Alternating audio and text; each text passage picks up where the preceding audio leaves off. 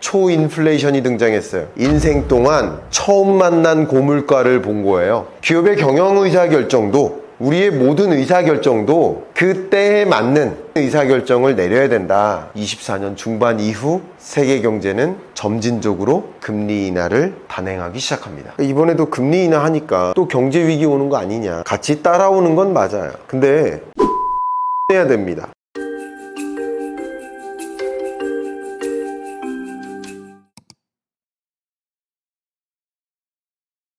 지금 시대 경제를 어떻게 바라보시나요? 2024년 중반 세계 경제가 달라졌습니다. 저는 2024년 중반 이후의 경제를 피벗의 시대로 정의하고자 합니다. 만약 제가 인구학자라고 한다면 2024년까지의 사회를 고령 사회, 그리고 2025년까지의 사회를 초고령 사회, 이렇게 구분 짓지 않을까. 또 만약에 제가 정치학자라고 한다면 혼돈의 사회, 과학기술자라고 한다면 아날로그 사회에서 디지털 사회, AI 시대, 이렇게 각 분야의 전문가들은 그 시대를 어떤 기준으로 정의 내리고 명명하고 구분 짓고자 할 겁니다. 저는 또 역시 경제를 연구하고 경제 관점에서 그 시대를 구분 지으려고 노력을 많이 하고 있습니다. 제가 왜 그런 노력을 하느냐면 그 시대를 구분 지으면 그 시대에 맞는 특성들이 있고 그 시대에 맞는 의사결정을 내리면 됩니다. 특히 많은 분들이 예를 들면 기업은 경영 의사결정을 내려야 되고 정부는 정책 의사결정을 내려야 되고 가게는 재테크적 의사결정을 내려야 되는데 그 모든 의사결정은 다 실수하면 안 돼요. 그 국면에 맞는, 그 시대에 맞는 의사결정을 내려야 돼요. 그럼 그 국면에 맞는 의사결정이란 무엇이냐? 제가 이 말씀을 좀 자주 드리는데 철부지가 되지 마셔라. 그럼 철이 뭐냐? 철부지는 철이 순 한글입니다. 계절을 뜻해요. 때를 뜻합니다. 부지는 뭐예요? 한자어죠. 알지 못한다. 계절에 맞지 못하는, 때에 맞지 못한 행동을 한다. 이게 철부지예요. 질문 드려볼게요. 봄에 농부가 뭐해요? 씨 뿌려요. 가을에는 뭐합니까? 추수하죠. 가을에 만약 씨 뿌리면 그 농사가 어떻게 될까요? 농사 망하겠죠. 그렇게 계절에 맞지 않는 농사를 짓는다. 계절에 맞지 않는 행동을 한다. 그를 뭐라고 부르는 거예요? 그를 철부지라고 부르는 거예요. 마찬가지예요. 기업의 경영 의사결정도, 정부의 정책 의사결정도, 가게의 재테크적 의사결정도, 우리의 모든 의사결정도 그 때에 맞는, 그 시대에 맞는, 그 나이에 맞는 어울리는 의사결정을 내려야 된다.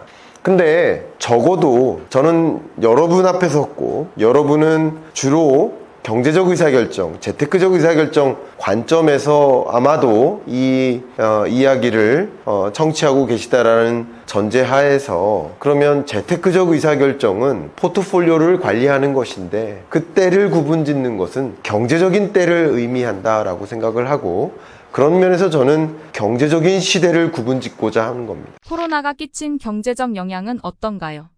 2020년 팬데믹 경제 위기 한번 생각해 보세요.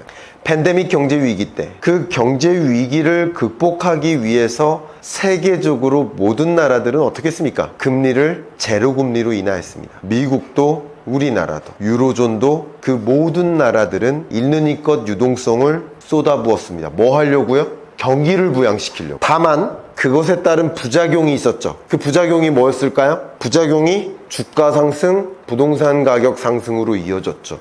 중요한 현상인 겁니다. 유동성이 공급됐지만 경기 부양 효과도 일어났겠지만 자본시장, 자산시장으로도 돈이 흘러간 겁니다. 이거 중요한 현상이에요. 결국 이런 일들이 일어난 게 어떤 시대예요? 완화의 시대예요. 완화의 시대. 그리고 22년, 그리고 23년 반대죠. 이제 뭐가 중요한 시대예요? 경기 부양이 중요한 시대예요? 아니에요. 경기 부양이 중요한 시대가 아니에요. 이제는 물가 안정이 중요한 시대예요. 초인플레이션이 등장했어요. 인생 동안 처음 만난 고물가를 본 거예요. 41년 만에 처음 만난 고물가였어요. 정확히 말하면 22년 7월에 만난 6월 물가 상승률이 정확히 41년 만에 최고치였거든요. 그렇게 높은 물가를 미국이든 유로존이든 다 그런 고물가를 만났으니 급해요, 안 급해요? 급해요. 뭐 하려고 급해요? 물가 잡으려고 급해요. 그러니까 물가 잡기 위해서 어떻게 했습니까? 금리를 대대적으로 인상했죠. 금리를 대대적으로 자이언트 스텝을 연거푸 4번 합니다. 뭐 하는 거죠? 금리를 인상하는, 긴축적 통화 정책을 단행하는 이런 시대를 뭐라고 해요? 22년, 23년, 24년 상반기까지 이 시대를 우리는 긴축의 시대로 정의 내릴 수 있겠습니다. 그러면 긴축의 시대 어땠습니까? 여러분 기억하세요? 22년 말 세계적으로 정말 어마어마한 인플레이션에 대한 공포감이 정점에 달할 때 1번, 세계적으로 금리 인상 공포감이 정점에 달할 때 미국이 자이언트 스텝 0.75%포인트씩 금리를 4번 연거푸 인상할 때 한국의 시중금리도 미국의 시중금리도 2020년 이래로 가장 높은 정점에 달할 때 지금의 시중금리가 높은 게 아니라 그때의 시중금리가 높아요.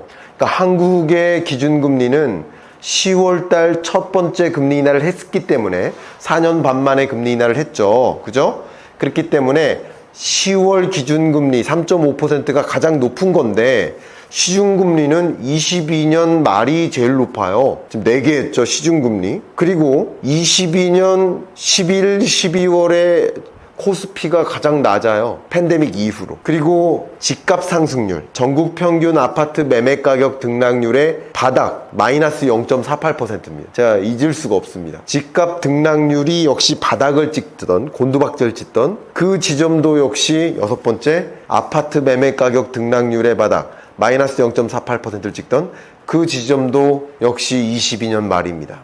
전세 가격 등락률도 22년 말 바닥을 찍습니다. 경매 시장에서도 경매 매각률의 바닥을 찍던 지점도 22년 11월입니다. 원달러 환율 1,400원을 돌파해서 원달러 환율 그때 슈퍼 강달러라고 이름 짓던 그 지점, 뭐 강달러 뭐 정말 공포감 치솟을 때 그 지점도 역시 그때입니다. 이 수많은 거시경제 지표들이 톱니바퀴처럼 연결돼서 하나의 시점에 맞물려서 돌아가죠. 어느 하나 따로따로 움직이는 게 아니죠. 이게 거시경제를 공부해야 되는 이유입니다. 이래서 이게 바로 긴축의 시대입니다. 그러니까 긴축의 시대는 금리가 올라가고 시장에 주식시장, 부동산 시장에 있던 돈들이 은행으로 다 쏠렸던, 당연히 부동산 가격 떨어지고 주가 떨어지던 은행으로 돈이 쏠리니까 경기 안 좋은데 은행만 이자 장사했다는 그런 지점. 기사 기억하시죠? 은행만 이자 장사했다. 22년, 23년 은행 직원들 뭐 상여금 얼마 받았다 뭐 이런 거 기억나시죠? 네. 완화의 시대, 긴축의 시대. 금리 인하가 세계 경제에 끼치는 영향은 어떨까요? 24년 중반 미국은 9월 18일자로 첫 번째 금리 인하를 단행합니다. 4년 반 만에. 한국은 10월 첫 번째 금리 인하를 단행합니다. 4년 반 만에. 근데 미국과 한국만 금리 인하하냐? 유로존은 미국보다 먼저 금리 인하합니다. 영국 미국보다 먼저 금리 인하합니다. 스위스, 스웨덴, 캐나다, 멕시코 많은 나라들이 미국보다 먼저 금리 인하합니다. 24년 중반 이후 세계 경제는 이제 점진적으로 금리 인하를 단행하기 시작합니다. 왜 그럴까요? 물가 안정을 위해서 금리 인상했는데 물가 안정 목표를 이루면 뭐 하는 거예요? 이제 물가 안정 목표 이뤘으니 금리 인하 하는 겁니다. 이해가세요? 중앙은행의 목표가 3가지인데요. 그 3가지 목표를 줄여서 2가지라고 가정할게요. 잠깐. 그러면 하나가 물가 안정 목표고 두 번째가 경기 안정 목표인데 한 가지 목표, 물가 안정 목표를 이루기 위해 달려갔어요. 근데 이거 이루었어요. 그러면 계속 높은 금리를 유지해요? 이거 이루었는데? 아니죠. 그 다음 숙제 해야죠. 수학 숙제도 있고 영어 숙제도 있어요. 수학 숙제 끝냈어요. 그럼 영어 숙제 할 차례죠? 근데 계속 수학 공부할 거예요? 아니죠. 그겁니다. 그러니까 금리를 이제 정상화시키는 여정으로 전환되는 것이다. 그래서 미국이 금리를 인하한 이유는 물가 안정 목표 2% 수준에 해당하는 물가 안정 목표에 준하게 물가 상승률이 안정화되는 수준에 도래해서 했기 때문이다 라고 말씀드리고, 그렇기 때문에 2020년부터 21년까지의 완화의 시대와 22년부터 24년 상반기까지의 긴축의 시대와 또 24년 중반부터 25년, 26년까지의 피봇의 시대를 구분지어서 자산시장, 자본시장의 또 실물경제의 특징을 이해할 필요가 있겠다, 이런 말씀을 드릴게요. 왜냐하면 많은 분들이 이런 이야기를 합니다. 아니, 앞서서도 한국경제, 세계경제 저성장 고착화된다면서요. 그러니까 자본시장, 자산시장 안 좋다는 얘기 아닙니까? 그러면 제가 역으로 이렇게 질문드리겠습니다. 2020년, 21년 팬데믹 경제 위기 때였죠. 실물경제 좋았습니까? 안 좋았습니까? 안 좋았죠. 자본시장, 자산시장 좋았습니까? 안 좋았습니까? 좋았죠. 실물경제랑 자본시장, 자산시장이 같이 갑니까? 따로 갑니까? 따로 가네요. 반대로 22년부터 24년 상반기 상대적으로 실물경제는 그전보다는 나아졌죠. 팬데믹으로부터는 회복되는 국면이었죠. 실물경제는 나아지는데 자본시장, 자산시장은 무너졌죠. 따로 갑니까? 같이 갑니까? 따로 가죠.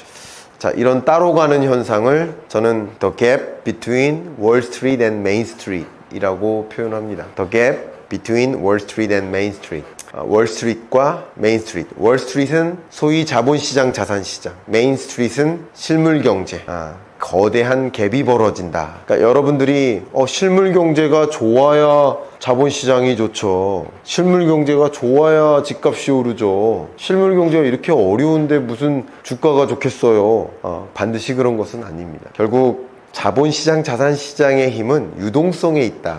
그렇게 좀 생각해 주시는 걸 더 추천드리고요. 그만큼 돈의 이동에 따라서 자본시장, 자산시장은 결정될 가능성이 더 높다, 이렇게 말씀드리고, 이 금리 결정의 과정을 통해서 전체 경제의 흐름, 또 시장의 흐름을 이렇게 그림 그려보는 노력이 필요하겠다라는 말씀을 좀 강조해서 말씀드려볼까 합니다.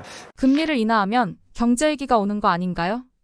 많은 분들이 이렇게 질문해요. 근데 금리를 인하할 때마다 경제위기 오지 않았었냐, 이번에도 금리 인하하니까 또 경제위기 오는 거 아니냐, 뭐 이런 질문을 종종 하시는 걸 목격했습니다. 경제위기와 금리 인하가 같이 따라오는 건 맞아요. 근데 뭐가 선이고 후인지를 구분해야 됩니다. 선후행 관계를 잘못 규명했다라는 말씀을 강조하도록 하겠습니다. 무슨 말이냐, 제가 자주 이렇게 비유합니다. 밖에 비가 와요. 오늘 출근할 때 뭐 준비하셨어요? 우산 준비하셨죠. 근데 어느 날 우산 준비하면 그날 반드시 비 옵니까? 그건 아니에요. 비가 오니까 우산 준비했지, 우산 준비하니까 비가 오는 게 아니에요. 선후행 관계가 잘못됐습니다. 경제위기 왔으니까 금리 인하했던 거지, 금리 인하했기 때문에 경제위기 온 게 아니라는 겁니다.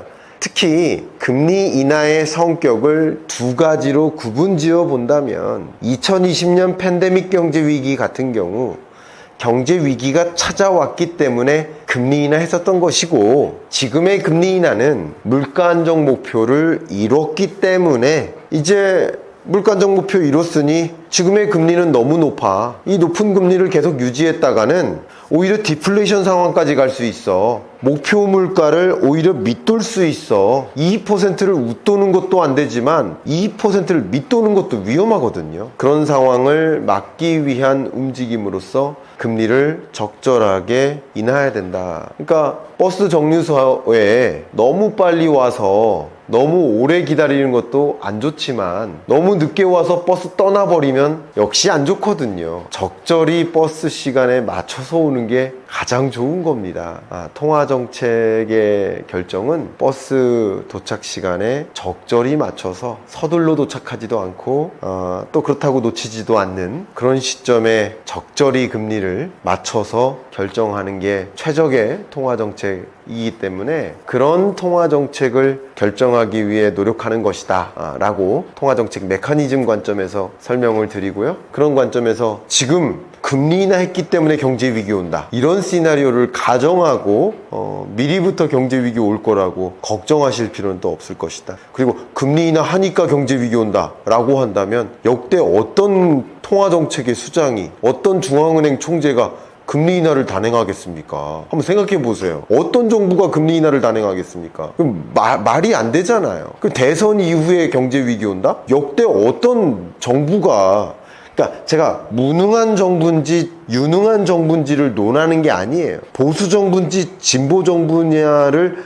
논하는 게 아니에요. 그 역대 어떤 정부가 대선 때까지만 안 터지게 놔두고 대선 지나면 터지게 놔둘 것인가? 그런 정부가 어딨냐고요. 대통령 혼자서 경제정책을 가동하는 게 아닙니다. 그 수천, 수만, 수백만 공무원들은 정권 상관없이 전 정부부터 계속 있는 공무원들은 똑같습니다. 유능한 공무원들은. 제가 그 공무원들이 다 신뢰간다, 다 그런 뜻이 아니라 그 국가라는 것이 그렇게 어떤 정치적 이벤트를 두고 그때까지만 버티게 놔두고 그리고 그 정치적 이벤트가 끝나면 터져버리게 그렇게 너무 음모론적으로 단편적으로 해석하지는 않아주시길 바라고, 제가 왜 그러냐면 경제위기 올 거라고 가정하고 의사결정을 내리면 사실은 지금 아무것도 하시면 안 되거든요. 그렇잖아요. 그러니까 경제위기 올 거라고 가정하시기보다는 지금은 미국 경제가 사실은 저는 소프트랜딩으로 전망을 하고 있는데, 소프트랜딩이라는 것은 아주 마일드한 경기 침체, 경기 둔화에 가까운 그런 흐름으로 전망을 하고 있는데, 여러분께 좀 강조하기 위해서 말씀드린다면 이것은 거의 무착륙에 가까운 노랜딩이죠. 그러니까 하드랜딩이 아닌 그런 흐름을 지금 현재 보이고 있습니다.